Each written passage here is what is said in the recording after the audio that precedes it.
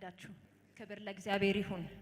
እግዚአብሔር በብዙ መንገድ እንግዲህ እየተናገረን እያስተማረን እየባረከን ነፍሳችንን እያረሰረሰ እንግዲህ ለዚህ ሰዓት ደርሰናል። ካሁን በኋላ ደግሞ እግዚአብሔር እንደረዳን ከእግዚአብሔር ቃል እውነት የምንማርበት ጊዜ ይሆናል። ክብር ለእግዚአብሔር ይሁን።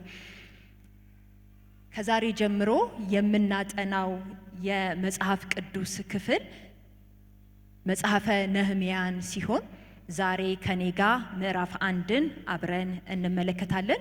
እግዚአብሔር እንዲያስተምረን ሁላችንም አንገቶቻችንን ጎንበስ አድርገን እንጸልያለን።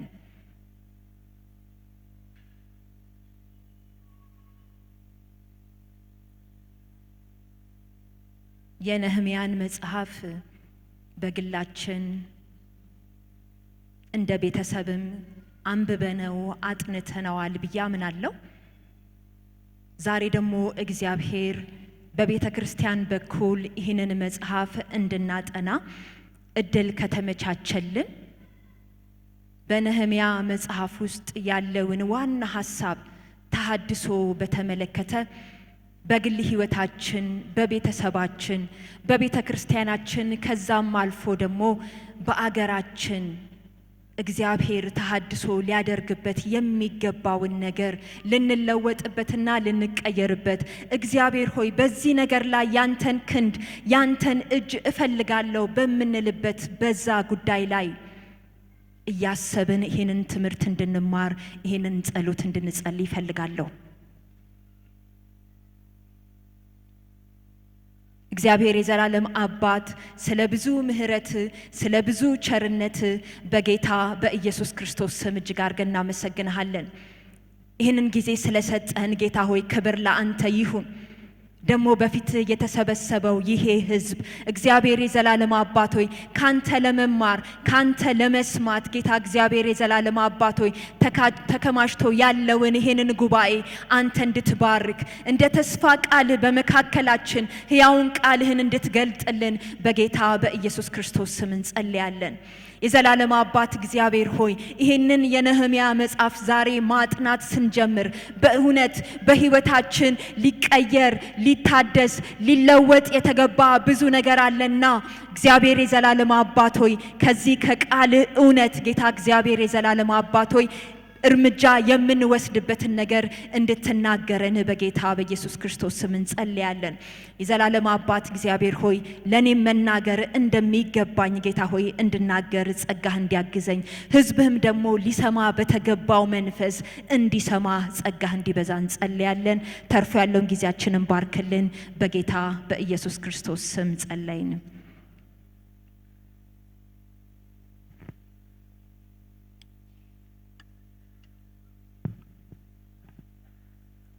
የነህምያ መጽሐፍ በእስራኤል ሕዝብ ሕይወት ታሪክ ላይ ያተኮረ መጽሐፍ ነው። እግዚአብሔር በአብርሃም በኩል አብርሃምን መርጦ ቃል ኪዳን ከገባለት በኋላ ባንተ አሕዛብ ይባረካሉ፣ ይሄ ሕዝብ ይባረካል፣ የኔ ሕዝብ ናቸው ብሎ እግዚአብሔር በአብርሃም በኩል እስራኤላውያንን ከመረጠ በኋላ እስራኤላውያን ለ400 ዓመት በግብጽ በባርነት እንደቆዩ መጽሐፍ ቅዱሳችን ያስታውቀናል። በዛ በባርነት ከቆዩ በኋላ እግዚአብሔር ለአብርሃም የገባውን የተስፋ ቃል የሚያስብበት ጊዜ ሲደርስ ከፈርዖን በባርነት ከነበሩበት ምድር በታላቅ ክንድ በብዙ ተአምራት በብዙ ኃያል በሆኑ ተአምራቶች ነፃ ሲያወጣቸው እናያለን። እነዚህ ሕዝቦች ከግብጽ ባርነት ከወጡ በኋላ ተስፋ እግዚአብሔር ለአብርሃም ወደ ገባለት ወደ ከነዓን ምድር ገብተዋል። ወደዛ ከመግባታቸው በፊት ግን እግዚአብሔር ሕዝቡ ሊኖርበት የተገባውን የሕይወት መመሪያ ሊከተሉት የተገባቸውን ትእዛዛቶች በሙሴ አማካኝነት መስጠቱን መጽሐፍ ቅዱሳችን ያሳያል። እነዚህን ትእዛዛት እነዚህን የሕይወት መመሪያዎች መርሆች በሚከተሉበት ጊዜ የሚገጥማቸውን በረከት የሚያልፉበትን ሕይወት ሲያስገነዝብ ከነዚህ መርሆች ደግሞ ፈቀቅ በሚሉበት ከእግዚአብሔር ሐሳብ ዞር በሚሉበት ጊዜ ግን ሊገጥማቸው የሚችለውን መከራ፣ ችግር፣ ቅጣት በቃሉ ያሳየናል። እንግዲህ ይሄ የነህምያ መጽሐፍ በእነዚህ በእስራኤላውያን ሕይወት ላይ የእግዚአብሔርን ትእዛዝ ባለመታዘዛቸው፣ ስርዓቱን ባለማክበራቸው፣ እግዚአብሔር የሰጣቸውን ይሄንን የሕይወት መመሪያ ገሸሽ በማድረጋቸው የገጠማቸውን ችግር የምናይበት መጽሐፍ ነው። ነህምያ ይህንን ታሪክ ነው የጻፈልን። ይሄ መጽሐፍ በተጻፈበት ጊዜ እስራኤላውያን የነበሩበትን ሕይወት ስንመለከት በጣም ከባድ በሆነ በሕይወት ውጣ ውረድ ውስጥ ነበሩ። ብዙ እስራኤላውያን በዘመኑ በነበረው በአሕዛብ መንግስት በባቢሎን በምርኮ ተወስደው በባቢሎን በብዙ ግዞት ውስጥ የነበሩበት ጊዜ ነበረ። በኋላም የባቢሎን መንግስት በፋርስ መንግስት ቁጥጥር ስር ከዋለ በኋላ እስራኤላውያን ወደ ሀገራቸው እንዲመለሱ ቢፈቀድላቸውም ግን ከምርኮ ወደ እስራኤል ወደ ኢየሩሳሌም የተመለሱት በጣም ጥቂት ህዝቦች እንደሆኑ እንመለከታለን። እነዚህም ህዝቦች ተመልሰው በኢየሩሳሌም በሚኖሩበት ጊዜ በብዙ ውርደት፣ በብዙ ስቃይ፣ በብዙ ፍርሃት፣ በብዙ ተስፋ መቁረጥ ውስጥ ይኖሩ ነበረ። በዛ ዘመን የነበሩትም ደግሞ ወጣቱ ትውልድ ቀድሞ የሰሙትን በአባቶቻቸው ዘመን የነበረው ታሪክና አሁን እየኖሩበት ያለውን ነገር ሲገነዘቡ በእምነታቸው ላይ ጥያቄ በማንሳት በብዙ ፍርሃት፣ በብዙ ተስፋ መቁረጥ ውስጥ የነበሩበት ጊዜ እንደሆነ ይሄ መጽሐፍ ያሳየናል። የነህምያ መጽሐፍ በእንደዚህ ባለ በተመሰቃቀለ ሕይወት ውስጥ ያሉትን የእስራኤላውያንን ታሪክ ሲያስገነዝብ፣ ዛሬ ደግሞ በዚህ ጊዜ በዚህ ዘመን ያለነው የእግዚአብሔር ሕዝብ እየኖርንበት ያለውን ሕይወት በግል ሕይወታችን፣ በቤተሰባችን፣ በምድራችን ያለውን ነገር ስንመለከት ከነዚህ ሰዎች ብዙ የተለየ ሕይወት ውስጥ ያለን አይመስለኝም። እኛም ዞር ብለን ሕይወታችንን ያለንበትን ነገር ስንመለከት በብዙ መፈራረስ፣ በብዙ ፍርሃት፣ በብዙ ተስፋ መቁረጥ፣ በብዙ በሚያስጨንቅ ሁኔታ ውስጥ ያለን ይመስለኛል።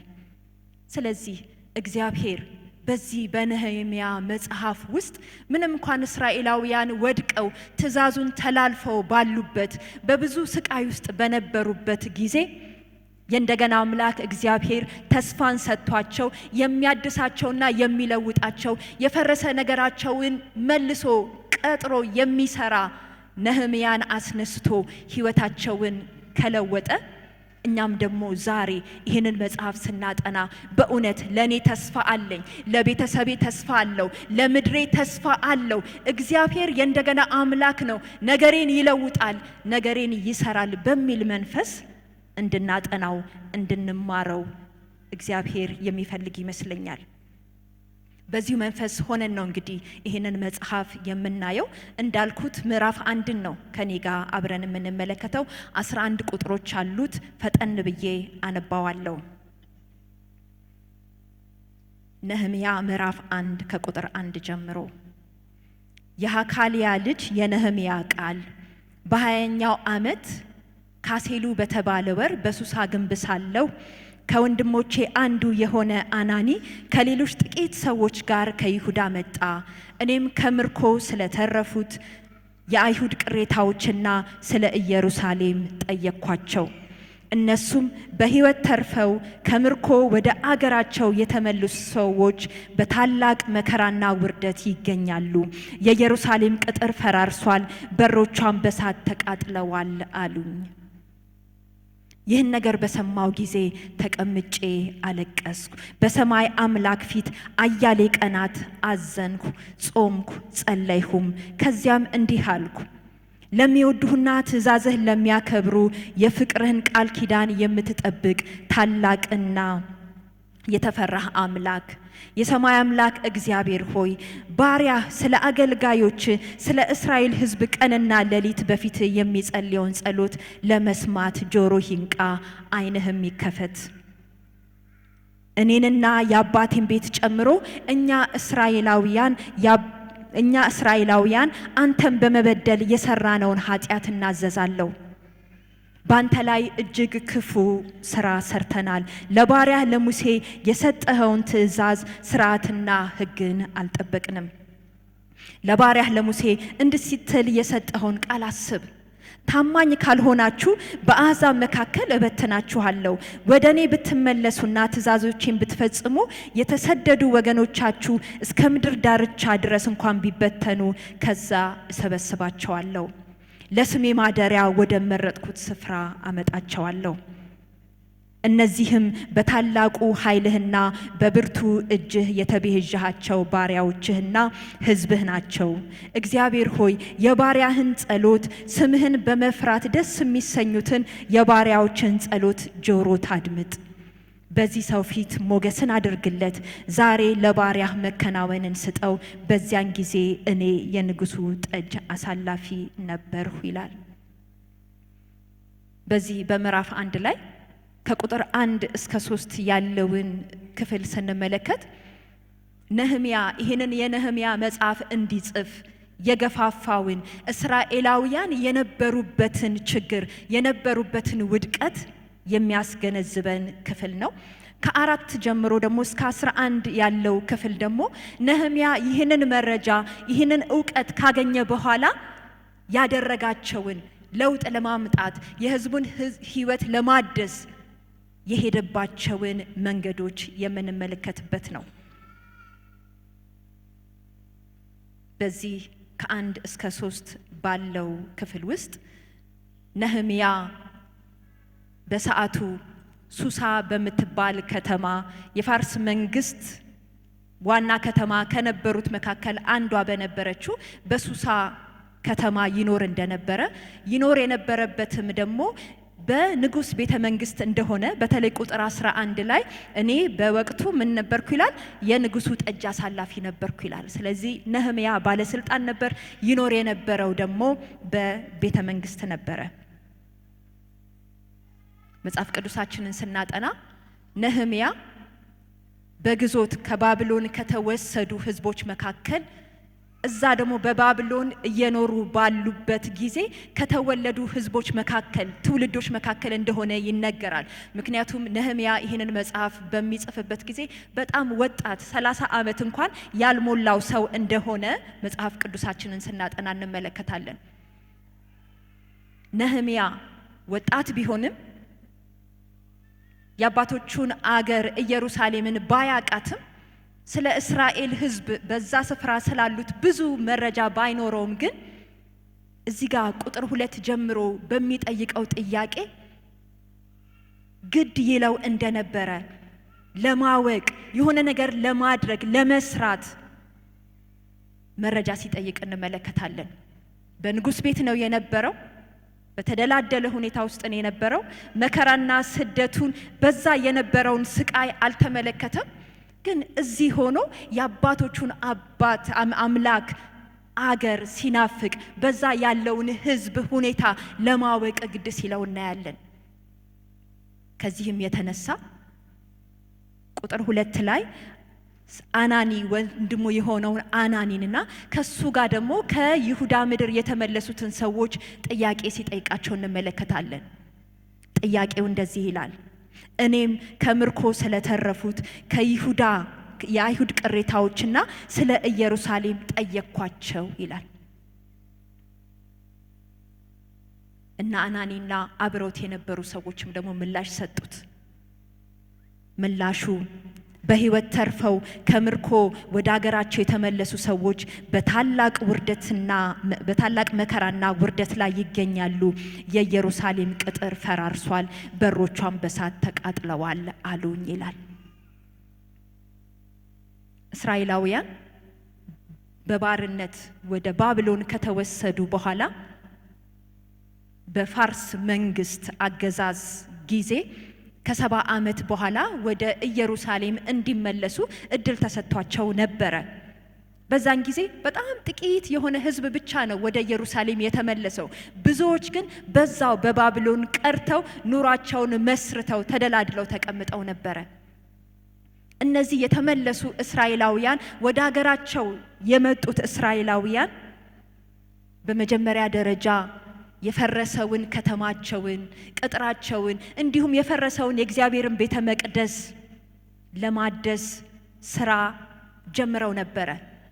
ይሁንም ግን ሙሉ ለሙሉ ያንን ነገር ለማድረግ አልቻሉ ሲከለከሉ እንመለከታለን። ከዚህም የተነሳ ልክ አሁን እዚህ ጋር እንደተገለጠልን ይኖሩበት የነበረበት ሁኔታ በምንድነው? አሁንም በፍርስራሽ ውስጥ አሁንም በተቃጠለ ዙሪያው የተዘበራረቀ ሁኔታ ባለበት ከተማ ውስጥ ይኖሩ ነበር። የእስራኤልን የኢየሩሳሌምን የእግዚአብሔርን ቤተ መቅደስ ለማደስ ቢችሉም ግን ቅጥራቸውን ለማደስና ከተማቸውን ለማደስ ግን አልቻሉም። ምክንያቱም በዙሪያቸው የነበሩ ህዝቦች ያስፈራሯቸው ነበር፣ ያስጨንቋቸው ነበር። በንጉስ ዘንድም ደግሞ ትእዛዝ ያስወጡባቸው ነበር። ከዚህ የተነሳ ከምርኮ የተመለሱ ሰዎች ወደ 90 ዓመት ነህምያ እስከሄደበት ጊዜ ወደ 90 ዓመት ተቆጥሯል። ግን በዛው በፍርስራሽ ውስጥ መቆየታቸውን እናያለን። በጥንት ጊዜ የአንዲት ከተማ ጥንካሬ ብርቱነቷ የሚታወቀው ዙሪያዋን በሚቀጠረው ቅጥር ግንብ ትልቅነትና ጠንካራነት ነበረ። ኢየሩሳሌምን ስንመለከት ቅጥሮቿ ፈራርሰው በሮቿ በእሳት መቃጠላቸው በዛን ጊዜ በጣም ደካማ የሆነ መንግስት እንደሆነ የእስራኤል መንግስት በዛ የነበሩ ህዝቦች በታላቅ ውርደት በታላቅ ፍርሃት ምክንያቱም ቅጥር ስለሌላቸው ጠላቶቻቸው በየትኛውም ሰዓት መተው ሊያጠቋቸው ያላቸውን ነገር ሊወስዱባቸው የሚችሉበት ሁኔታ ነበረ። ከዚህ የተነሳ በህዝቡ ውስጥ የነበረው ስሜት ራሳቸውን ዝቅ በማድረግ በታላቅ ውርደት መሸማቀቅ በሐዘን ውስጥ ነበሩ። የሚገርመው ግን እነዚህ ህዝቦች በእንደዚህ አይነት ሁኔታ ውስጥም ቢሆኑ ግን ለብዙ ዓመታት ተቀብለውት ሲኖሩ እንመለከታለን። ነህምያ እስከሚመጣበት ጊዜና በኋላ ባሉ ምዕራፎች ላይ እንደምናየው ቅጥሩን እስከሚሰራበት ጊዜ ግን ያንን ፍርስራሽነት ያንን የተዘበራረቀ ነገር ያንን ጠላቶቻቸው መቼም ቢሆን ሊያጠቋቸው የሚችለውን ሁኔታ ተቀብለውት በተስፋ መቁረጥ ጠላቶቻቸው በማስፈራራታቸው ምክንያት ያንን የማስፈራራት ሁኔታ ተቀብለው ራሳቸውን ዝቅ አድርገው የሚኖሩ ህዝቦች ነበሩ።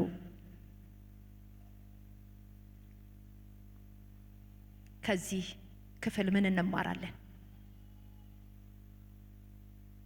እስራኤላውያን ከጠላቶቻቸው ማስፈራራት የተነሳ እንዳልኩት በብዙ ተስፋ መቁረጥ ውስጥ በፈራረሰ ነገር ውስጥ ይኖሩ እንደነበረ ዛሬ ወደ ህይወታችን ስናመጣው የራሳችንን ህይወት ስናይ ቅድም እንዳልኩት በብዙ ክፍተት ውስጥ የምንኖር ሰዎች ነን ብዬ አምናለሁ። ቅጥራችን የፈረሰ በዙሪያችን ያለው ነገር የተበላሸ ከሰዎች ጋር ባለን ግንኙነታችን የሻከረ በጥል ውስጥ ያለን ሰላም ያጣን ደስታ ከኛ የራቀ ሰዎች ልንኖር እንችላለን። ነገራችንን ለመለወጥ በመናደርገው ጥረት ጠላት እያስፈራራን ሁኔታዎችም ደግሞ አልመች እያሉን በቃ ብለን የተቀበልነው የፈረሰ ነገራችንን ዛሬ እንድናይ የእግዚአብሔር ቃል ይናገረናል። ተስፋ ቆርጠው ነው ያሉት። ተስፋ ቆርጠው ያንን ነገር ተቀብለውት ነው ያሉት። ይሄ ግን ትክክል አይደለም። ለለውጥ መነሳት ይኖርብናል። ዛሬ ተስፋ ከቆረጥንበት ተበላሽቷል፣ በቃ ይሄንን ነገር ልለውጠው አልችልም፣ ይሄንን ነገር ልቀይረው አልችልም፣ ሁኔታው ነው ይሄንን ያደረገው፣ የአገሪቱ ሁኔታ ነው፣ የቤተሰቤና ይሄ ያለው ነገር ነው እዚህ ነገር ውስጥ እንድገባ ያደረገ የምንለው ነገር ቢኖር እንኳን ዛሬ ከዛ በማይመች ሁኔታ ውስጥ ግን ተደላድለን ከተቀመጥንበት የምንነቃበት ጊዜ እንዲሆን በእውነት ልንነቃ እግዚአብሔር እንዲረዳን ልንጸልይ ይገባል። በህይወታችን ምን የፈራረሰ ምን የተበላሸ ነገር ይኖር ይሆን? እግዚአብሔር እንዲለውጠው እግዚአብሔር እንዲያድሰው የምንፈልገው ነገር አለ ዛሬ? መበላሸቱን እያወቅን ከፍርሃት የተነሳ አልነካውም ብለን ተስፋ ቆርጠን ያስቀመጥነው ታሪክ ይኖረን ይሆን? ጉዳይ ይኖረን ይሆን? በብዙ አንገት መድፋት ያለንበትን ነገር እንዲለውጥ እግዚአብሔር ያንን ነገር በህይወታችን እንዲያደርግ የምንፈልገው ነገር ይኖር ይሆን? የኔ ቦታ ይሄ አይደለም፣ መገኛዬ እዚህ ሊሆን አይገባም፣ እግዚአብሔር እዚህ ቦታ እንድሆን አይፈልግም የምንለው ነገር አለ? ለውጥ የምንፈልግበት? እንግዲህ ዛሬ እግዚአብሔር አይኖቻችንን ይክፈት። በእውነት አይኖቻችንን ይክፈት። በፈራረሰ በወዳደቀ በማይመች ሁኔታ ውስጥ ሆነን ግን ከተስፋ መቁረጥ የተነሳ እዛው ከተቀመጥንበት በዚህ ነገር ህይወቴ ሊቀጥል አይገባም፣ መለወጥ እፈልጋለሁ፣ መቀየር እፈልጋለሁ፣ እስራኤላውያንን የረዳ እግዚአብሔር እኔንም ይረዳኛል ብለን እንድንነሳ እግዚአብሔር ይፈልጋል። እግዚአብሔር አይኖቻችንን ይክፈት። የፈረሰብንን ነገር ማወቅ በጣም ትልቅ መረዳት ይመስለኛል። ደግሞ ያንን የፈረሰውን ነገር ይዞ ደግሞ ወደ እግዚአብሔር ፊት መቅረብ ደግሞ ከእውቀት ያለፈ ብልህነትና ጥሩ ውሳኔ ነው ብዬ አምናለሁ። ሌላው ነህምያ ያለበት ቦታ የተደላደለ ቢሆንም በቤተ መንግስትም ቢሆን ያለው ባይኑ አይቷት ስለማያቀው ስለ ኢየሩሳሌም ባይኑ አይቷቸው ስለማያቃቸው እስራኤላውያን ግን የሱ ወገኖች የሆኑ ግድ ያለው ሰው ነበረ። በተደላደለ ሁኔታ ውስጥም ቢሆን ግን እሱ በተደላደለ ነገር ውስጥ መቀመጡን ብቻ አይደለም ያለው፣ በርቀት ያሉ ህዝቦቹ በርቀት ያለውን አገሩን አስታውሶ ለለውጥ ግድ ተሰኝቶ ሲነሳ እንመለከታለን። ለኢየሩሳሌም ሸክም ነበረው፣ ለእስራኤላውያን ሸክም ነበረው። አባቶቹ ለነገሩት ታሪክ ለድሮ እግዚአብሔር ማንነቱን እያሰበ ያ የፈረሰውን ነገር ለማስተካከል ሸክም እንደነበረው በጠየቀው ጥያቄ እንመለከታለን። ዛሬኛ ዙሪያችንን ስንመለከት ምን የፈረሰ ነገር ይታየን ይሆን? በእህታችን ህይወት፣ በወንድማችን ህይወት ምን የፈረሰ ነገር አይተናል? ምን የጎደለ ነገር አይተናል? በብዙ አንገት መድፋት በብዙ ውርደት ውስጥ ያሉትን ሰዎች ለመርዳት ምን ያህል እየተንቀሳቀስን ይሆን? የትውልዱን ህይወት ስንመለከት የምድራችንንም ነገር ስንመለከት ኢኮኖሚውን፣ ፖለቲካውን፣ የፍትህ መዛባቱን ስንመለከት ምን ይሰማናል? ለመነሳት፣ ለመስራት፣ ለመለወጥ እንነሳሳ ይሆን? ዛሬ የብዙዎች ቤት የብዙዎች ትዳር ጥያቄ ውስጥና መፍረስ ውስጥ እያለ የኛ ምላሽ የኛ ለነዛ ሰዎች ያለን ግድ መሰኘት በምን ደረጃ ላይ ይሆን? እግዚአብሔር ዛሬ የሌሎችን ችግር እንድንመለከት የሌሎችን ክፍተት እንድንመለከት ተመልክተንም ደግሞ ለለውጥ የነሱን ሸክም ለመሸከም እግዚአብሔር አይኖቻችንን ይክፈትልን። እግዚአብሔር ለእስራኤላውያን ምህረት አድርጓል። እስራኤላውያንን አድሷል። ዛሬም እግዚአብሔር የተሐድሶ ስራ ለመስራት በስራ ላይ ነው። እግዚአብሔር ግን ምን ያህል እኛ በዚህ ስራ ላይ ለመሳተፍ ራሳችንን አዘጋጅተናል? ወንድሜ ምን ያህል ተዘጋጅተሃል? እህቴ ምን ያህል ተዘጋጅተሻል? እኔ ምን ያህል ተዘጋጅቻለሁ? እኛ ካልተነሳን ሌላ መጥቶ ከእግዚአብሔር ጋር የሚሰራ ሰው የለም። እግዚአብሔር አይኖቻችንን ያብራልን። ቁጥር 4 እንደዚህ ይላል፣ ይህን ነገር በሰማው ጊዜ ተቀምጬ አለቀስኩ፣ በሰማይም አምላክ ፊት አያሌ ቀናት አዘንኩ፣ ጾምኩ፣ ጸለይኩም ይላል።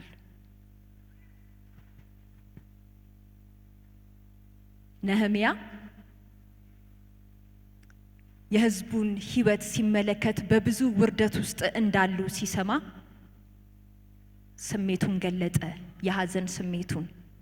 አያሌ ቀን ደግሞ በሐዘን በእግዚአብሔር ፊት በጾምና በጸሎት እንደቆየ እንመለከታለን። ነህምያ መጀመሪያ ምዕራፍ 1 ላይ አሁን ያየነውን መረጃ ከሰማበትና በኋላ ወደ ምዕራፍ 2 ላይ ንጉሱ ፊት እስከቀረበበት ጊዜ ያለው ጊዜ ሲሰላ ወደ 4 ወራቶች እንደተቆጠሩ ይነገራል። በእነዚህ ወራቶች ውስጥ ነህምያ ያደረገው ነገር ቢኖር ምንድነው?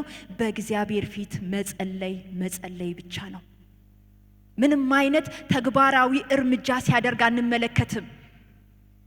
ለውጥ ለማምጣት የኢየሩሳሌም ቅጥር ፈርሷል፣ ስለዚህ ሄጄ ልስራው ወይንም በዛ ያሉ ሰዎች እንዲሰሩ ለማነሳሳት ሙከራ ሲያደርግ አንመለከትም። ረጅም ጊዜውን ወስዶ 4 ወራት ያደረገ ነገር ቢኖር በእግዚአብሔር ፊት ራሱን በማዋረድ በጾምና በጸሎት የእግዚአብሔርን ፊት መሻት ነበር። ይሄ የነህምያ የመጀመሪያው የመፍትሄ እርምጃው ነበረ። ጸሎቱ እዚህ ጋር እንደምንመለከተው በጣም የጠበቀ እንደነበረ እናያለን። ራሱን በማዋረድ የእግዚአብሔርን ፊት ሲፈልግ ከእግዚአብሔር ዘንድ ምሪትን፣ አቅጣጫን ምን ማድረግ እንዳለበት እግዚአብሔር እንዲመራው ራሱን አሳልፎ ሲሰጥ እንመለከታለን። በመጽሐፍ ቅዱሳችን በሉቃስ 18 ላይ ኢየሱስ ክርስቶስ ሳይታክቱ ዘወትር ሊጸልዩ እንደሚገባቸው ብሎ የተናገራት አንዲት የሴት ምሳሌ አለች።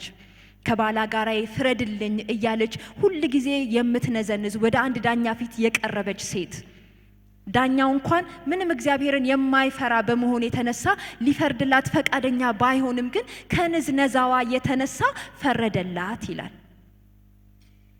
የነህምያ ጸሎት ልክ እንደዚህ ሴት በእግዚአብሔር ፊት አጥብቆ ጨክኖ መቅረቡን እንመለከታለን።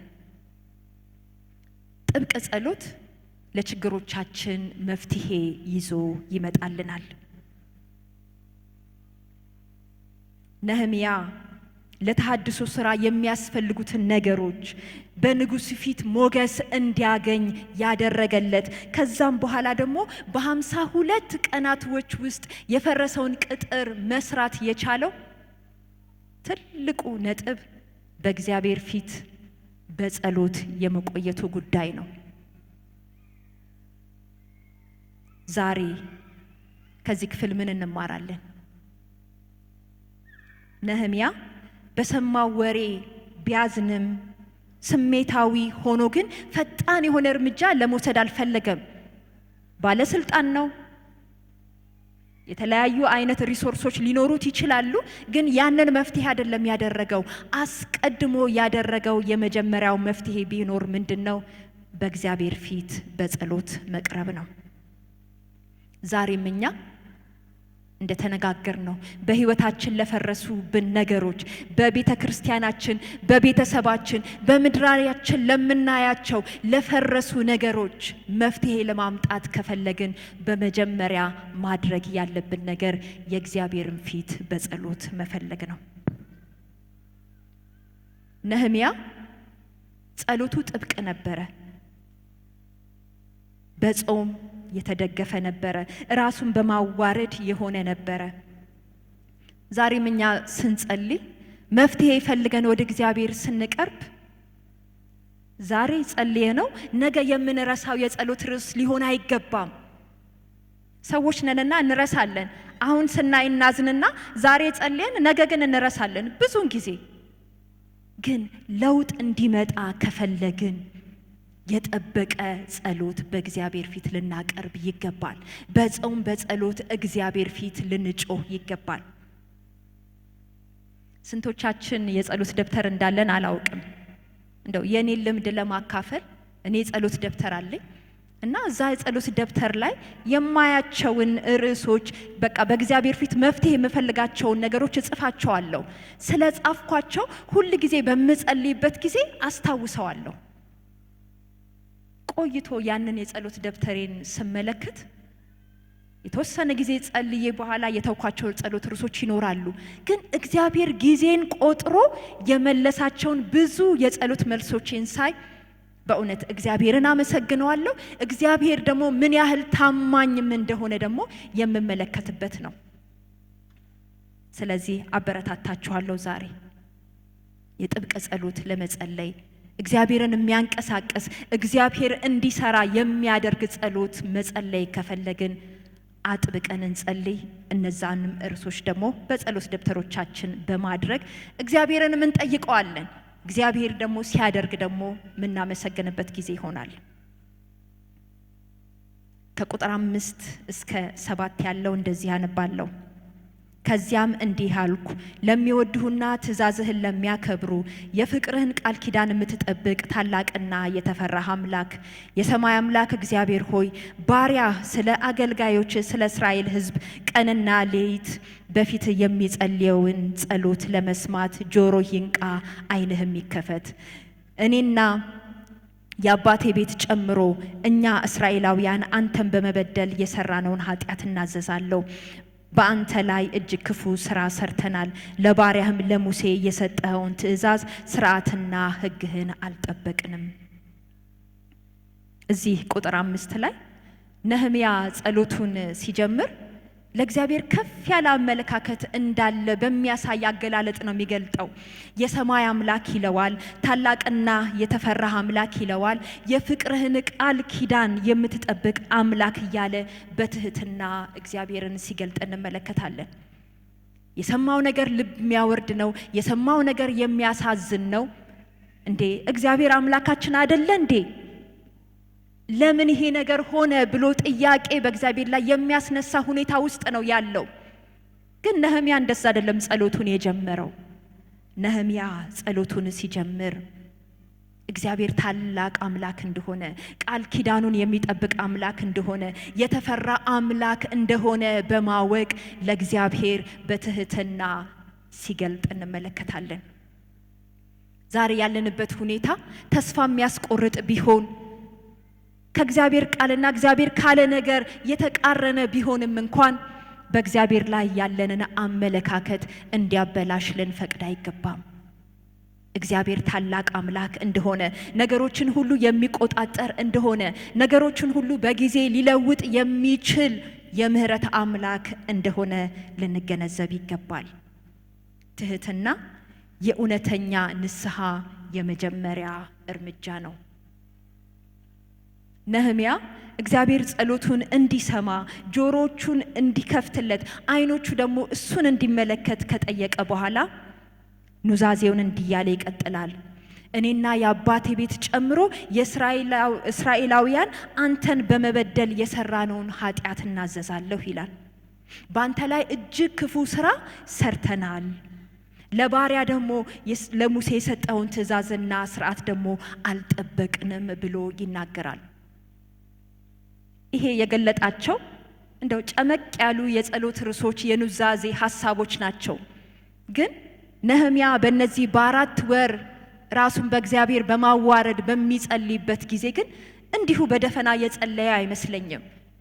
እያንዳንዱን ኃጢአት የተላለፉበትን የእግዚአብሔርን ሕግ እያነበበ በዚህ ጉዳይ ላይ በድለናል፣ ይሄንን ተላልፈናል ብሎ ግልጽ የሆነ ለእያንዳንዱ ጥፋታቸው ንስሐ የገባ ይመስለኛል።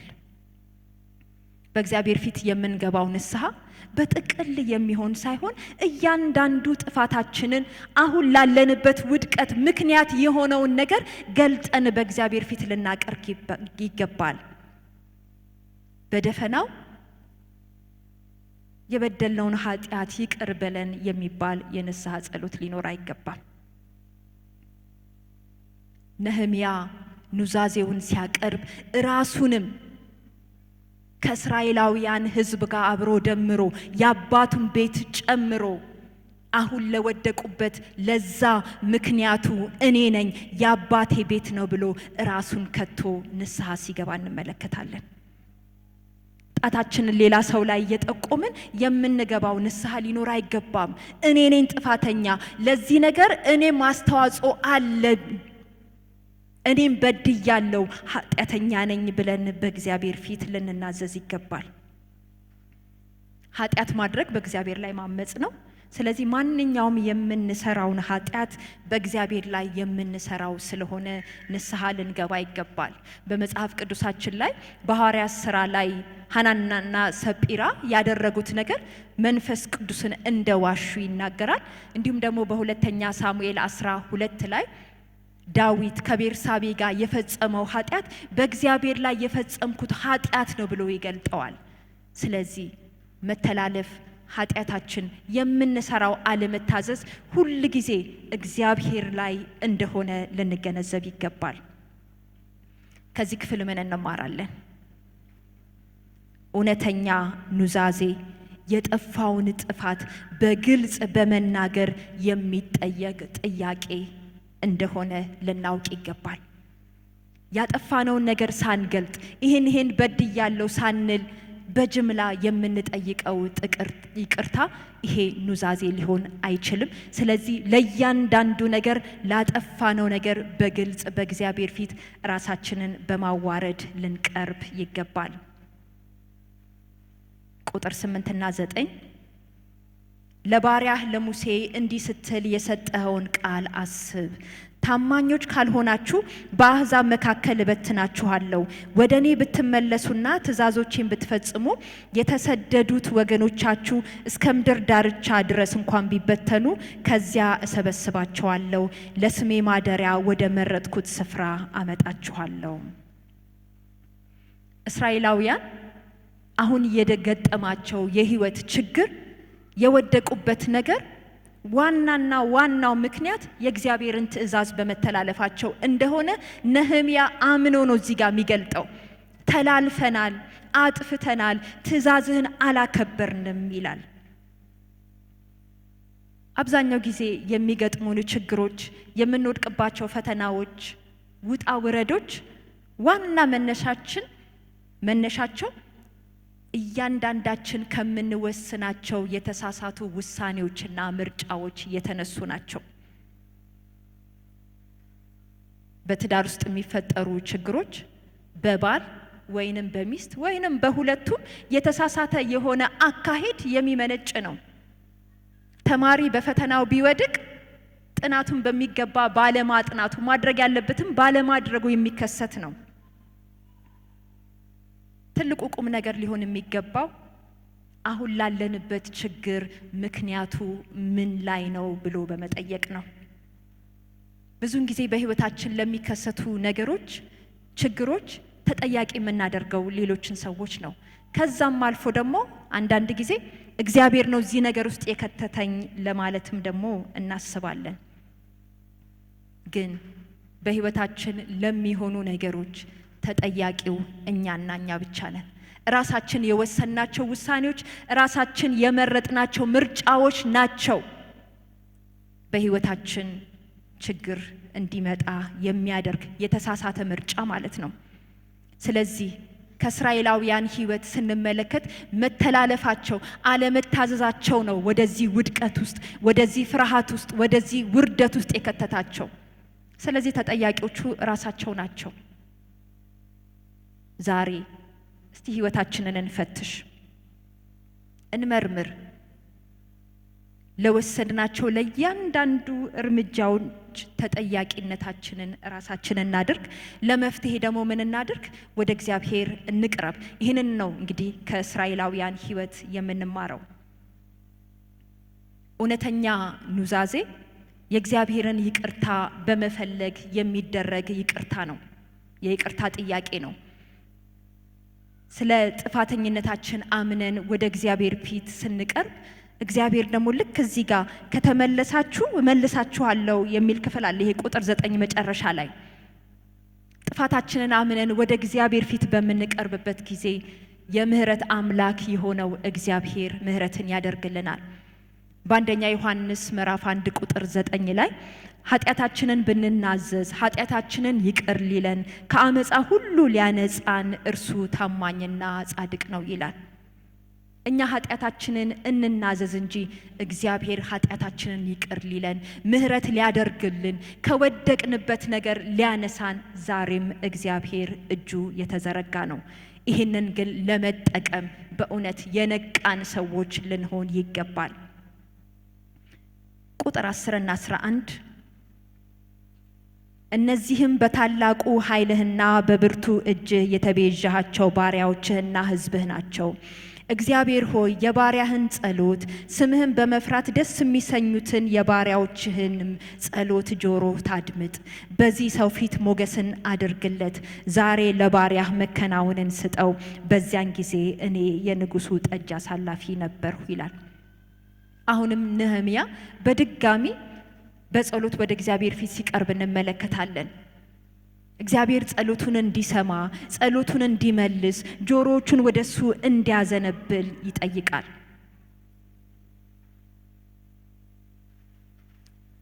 ነህምያ በእነዚህ የኑዛዜ ጸሎቶች ውስጥ በእርሱ በኩል ማድረግ ያለበትን ነገር እንዳደረገ እንመለከታለን። ንስሐ መግባቱ፣ በእግዚአብሔር ፊት ራሱን ማዋረዱ፣ ጥፋተኝነታቸውን ማመኑ፣ ተጠያቂ እኔ ነኝ ማለቱ በነበረው የጸሎት ሕይወት ውስጥ ሊያደርግ የተገባውን ነገር አድርጓል። አሁን ጊዜው የማን ነው? የእግዚአብሔር ጊዜ ነው። እግዚአብሔር እንዲነሳ፣ ለጥያቄው መልስ እንዲሰጥ፣ አመራርና አቅጣጫን አካሄድን እንዲያሳየው እግዚአብሔርን የሚጠይቅበት ሰዓት ደረሰ። እውነተኛ የንስሐ ጸሎት ቀጣይ ተግባር እርምጃዬ ምንድነው? ምን ላድርግ ወደሚል ጥያቄ የሚወስደን ነው። ነህምያ በጸሎቱ መጨረሻ ላይ ቀጣል ስለሚሄድባቸው መንገዶች ፍንጭና ምሪትን ከእግዚአብሔር እንደተቀበለ እዚህ ጋር ጠቆም ያደርግልናል። ምን ይላል? በዚህ ሰው ፊት ሞገስን አድርግለት ይላል። ምን ማለት ነው? በዚህ ሰው ፊት ሞገስን አድርግለት ሲል ስለማን ነው በዚህ ሰው የሚለው? ስለ ንጉሱ፣ ስለ ንጉስ አርጤክስስ ምዕራፍ 2 ላይ ስለምናየው ሞገስ እንዲያደርግለት ሲጠይቅ ምን አስቧል ማለት ነው? ነህምያ እርምጃ ሊሄድ፣ ተሐድሶ ሊያደርግ፣ ስራ ሊሰራ በጸሎት ቆይቷል። አሁን ደግሞ የተግባር እርምጃ ሊራመድ ያሰበበት ጊዜ ነው። ዛሬ ለባሪያህ መከናወን ስጠው ይላል።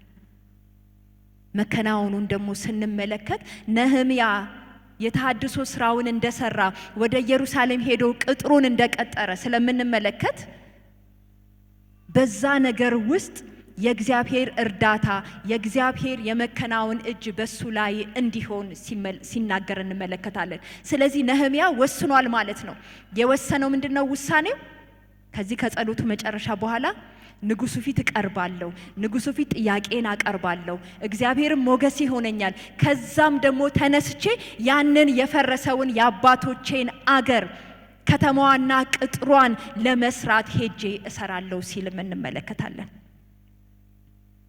ከጸሎት በኋላ የምንወስደው የተግባር እርምጃ ሊኖር ይገባል።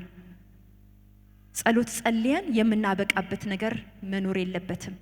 ከጸሎት በኋላ ወደ እርምጃ፣ ወደ ተግባር የምንሰራው ስራ መኖር እንዳለበት ይሄ ክፍል ያሳየናል።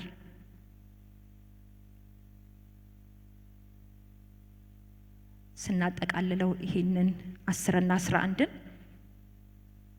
በመጀመሪያ በጸሎት ወደ እግዚአብሔር ፊት ያቀረብነውን ጥያቄ እግዚአብሔር በሚያሳየን አቅጣጫ፣ እግዚአብሔር በሚመራን ምሪት ወደ ተግባር እርምጃ ለለውጥ ልንነሳ እንደሚገባ እናያለን። ኑዛዜ ከእግዚአብሔር ጋር ያለንን ግንኙነት ያድስልናል። ከዚያም ደግሞ እንዴት አድርገን በድጋሚ ለማገልገል መዘጋጀት እንዳለብን የምናይበት ክፍል ነው። የንስሐ ጸሎት ላይ ልንቆም አይገባም። የተሐድሶ ስራውን በራሳችን ህይወት እንዲሰራ፣ በሌሎች ህይወት እንዲሰራ ተግባራዊ እርምጃ ለመውሰድ ልንነሳ ይገባል። እግዚአብሔር የተግባር ሰዎች ያድርገን። የመፍትሄው አካል እግዚአብሔር ያድርገን። ጸልየን ብቻ የምናቆም ሳይሆን ያ የፈረሰውን ነገር ለመስራት እኔም እነሳለሁ፣ እኔም እጄን አነሳለሁ፣ እኔም እራመዳለሁ፣ እኔም በዚህ ጉዳይ ላይ እሳተፋለሁ የምንል ሰዎች ልንሆን እንደሚገባ ከዚህ ክፍል እናያለን። አጠቃላይ ምዕራፍ 1ን ስናጠቃልለው ለተሐድሶ ህይወት አንደኛ በመጀመሪያ ያለንበትን ችግር ልናቅ ይገባል። የፈረሰብንን የተበላሸብንን ነገር ልናውቅና ለዛ ነገር ግድ ልንሰኝ ይገባል። ችላ ልንል ተስፋ ቆርጠን ልንተው አይደለም የሚገባው። ችግራችንን አስቀድመን ልናቅና በዛ ነገር ላይ ለውጥ እንዲመጣ ፍላጎት በውስጣችን ሊኖር ይገባል። ሁለተኛ የፈረሰብንን ነገር ይዘን ጥብቅ በሆነ ጸሎት በጾም በእግዚአብሔር ፊት ልንቀርብ ይገባል። ሶስተኛ ጥፋታችንን በማወቅ እውነተኛ በሆነ ንስሐ ወደ እግዚአብሔር ፊት ልንቀርብ ይገባል። አራተኛ እግዚአብሔር ነገራችንን እንዲሰራ እንጠይቀው። እንዲሁም ደግሞ እግዚአብሔር በሚሰራበት ጊዜ አብረን ለመስራት አብረን የምንነሳ ሰዎች እንድንሆን እግዚአብሔር ይፈልጋል። እግዚአብሔር ሁላችንንም ይርዳን።